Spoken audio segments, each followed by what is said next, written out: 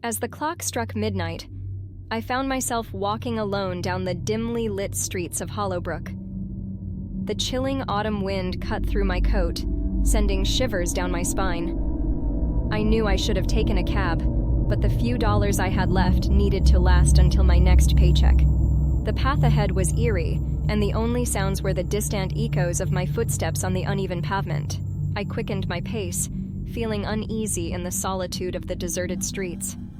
My heart raced as I turned into an alleyway, hoping it would be a shortcut to my apartment. I knew these alleys had a reputation for being sinister, but desperation had led me to this choice. The dark alley was lined with dilapidated buildings that seemed to lean menacingly over me.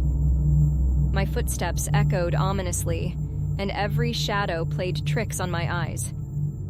I clutched my purse tightly and tried to ignore the sense of foreboding that clung to me like a second skin. Suddenly, I heard it, the soft, haunting melody of a music box. It was a haunting tune, a lullaby from a forgotten childhood. The sound sent a shiver down my spine, and I scanned the alley, searching for the source. There, in the dim light, I saw a figure standing at the far end. My heart pounded in my chest as I stared at the silhouette. It was a woman, or at least it seemed like one. Her form was translucent, and she was swaying slightly, as if carried by an otherworldly breeze. I squinted, trying to make out her features, but they remained blurred and ethereal. My instincts screamed at me to flee, but fear rooted me to the spot. The music box continued its eerie melody, the notes hanging in the air like a haunting specter. The ghostly woman began to drift toward me, her feet barely touching the ground. Her eyes, or the places where her eyes should have been, were hollow black voids that seemed to pierce my very soul. As she drew closer, I could see that her clothing was outdated, a tattered gown from a bygone era. Her pale, translucent skin seemed to glow in the darkness. I stammered, trying to find my voice. "Who are you? What do you want?" She didn't respond, but the music box played on. The tune grew louder, more dissonant, and it felt like a vice was closing around my chest. I had to escape this nightmare, but my feet felt like they were encased in concrete. The ghostly woman was inches away now, her breathless form almost touching mine. Panic coursed through me as I felt a bone-chilling coldness radiating from her. She reached out a ghostly hand, her fingers grazing my cheek, and I recoiled in terror. Then, in a voice like a distant whisper, she finally spoke. "I've been waiting for you," she said, her words carrying a mournful sorrow. "You don't belong here, in this place." I swallowed hard, tears streaming down my face.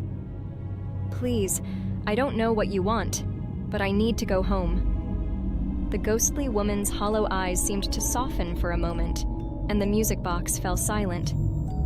She took a step back, her spectral form flickering in the darkness. "Home," she murmured, as if the word held some deep significance.